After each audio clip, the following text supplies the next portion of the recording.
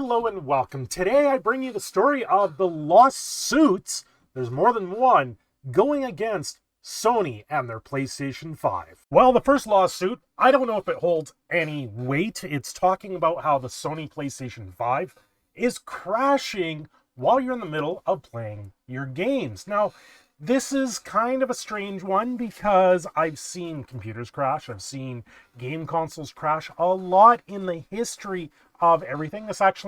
This started making the rounds back in July, and I didn't really cover it then, but because the other one that's coming up with the Sony PlayStation Store, I was like, you know what, let's cover them both in the same video because they kind of get tied together in that point. So this is a class action lawsuit. They've brought it forward by plaintiff Christina THRU in an Illinois court, alleging that the console concealed defects. Now, what are these defects? What are they exactly? That's what I don't understand. I read the lawsuit and I did not understand where the actual defects were, but they were talking about where you would be in the middle of a game, your game would crash, and you would lose all your save data, you would lose lots of stuff to do with it. So they filed a lawsuit on July 12th. It alleges Sony hid the fact that PS5 has a fault which causes frequent crashes and loss of in-game progress. States that knew the defect through warranty repair requests and online consumer complaints. So I don't know where or how large this one actually became, and it's apparently a lawsuit. Allegations don't appear to be affecting the PS5 community at large, so it might be an isolated version, but if you have a PS5, you may want to follow up with that. I didn't buy into the new generation of consoles, the PS5, the Xbox One, or the Nintendo Switch. I do not own any of them. I prefer to put my money into the computer because my computer can run majority of these games, and we also use it for making these videos, live streaming, and etc. So the computer is much more important than owning a console at this point. Don't get me wrong, if I had it, I would play with it. I would try and stream as what I could, but that's besides the point. So the console defect affects users' ability to play video games and compromises the primary function overall usage of the PS5. They're suing for violations of Illinois consumer laws for breach of warranty and unjust enrichment, and seeks clarification or certification of the class action, damages, fees, costs, and a jury trial. If the claim has legitimate grounds, it will be seen as serious. So this one, as far as I know, hasn't progressed anymore. Lawsuits take a long time in the courts, especially when you're trying to prove this type of thing over and all, and we will have to wait to see where that one. But the bigger story, the much bigger story that could affect your computer games, could affect your Xbox games, even your Nintendo games, all of them. This could be revolutionary for the laws.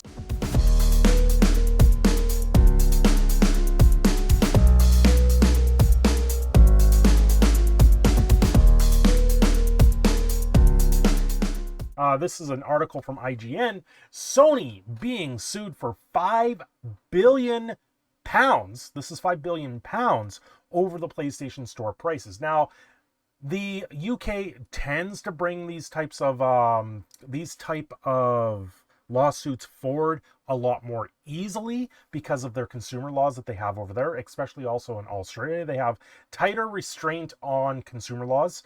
Sony is being sued for £5 billion, or 5.9 billion US, over the price of its online PlayStation Store prices, while the plaintiff claiming Sony is overcharging consumers and abusing its position as the primary seller of PlayStation games digitally. So what this is when you have to subscribe to the PlayStation Store, then you can buy a game off the PlayStation Store, and in some cases they're talking about a 30% up mark on these games. The lawsuit filed in the Competitive Appeal Tribunal on August 19th states that consumers have been overcharged for digital purchases of games and DLCs, as Sony charges a 30% commission.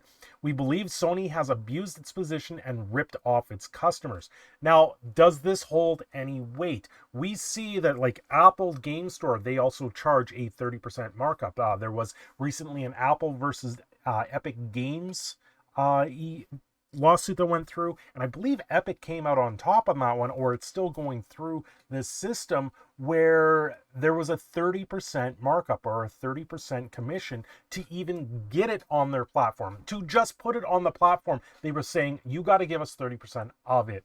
Totally. So this is the type of thing that could have rippling effects through the industry as a whole. Hell, it could even have an effect on your guys' membership to this channel, because YouTube takes 30% of that for themselves. So they're taking the same type of commission if you subscribe to this channel. Now, you don't have to be a member to enjoy the content here or to be informed, but if you guys want to sign up with it, links are down below. Just hit the buttons down below, and I would gladly add you to the end scroll.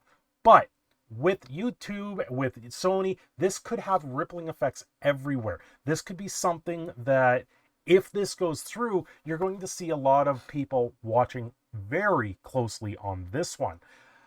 Now, the games have been relatively super expensive lately. AAA games, recently THRU at $75 Canadian. Now, that's a lot of money, especially when I look at the value of our dollar versus the American dollar. There's 20 to 30 cent on the dollar difference in some cases, and when it comes to the dollar amount, they almost transfer games to us and prices to us at the exact same US price. They just convert it to Canadian prices, or if not, upsell it quite a bit. It's not like we're getting it cheaper if you're spending American dollars here. We're having to actually pay more, if not greater than, and in some cases double the price up here in Canada. It gets pretty ridiculous. And if this is digital games where there is no shipping involved in this, why is there such a big disparity, a big difference in all of this? It doesn't make any sense. Now, this is all coming on the heels. This all came out just before the announcements that Sony is upping the price of a PS5.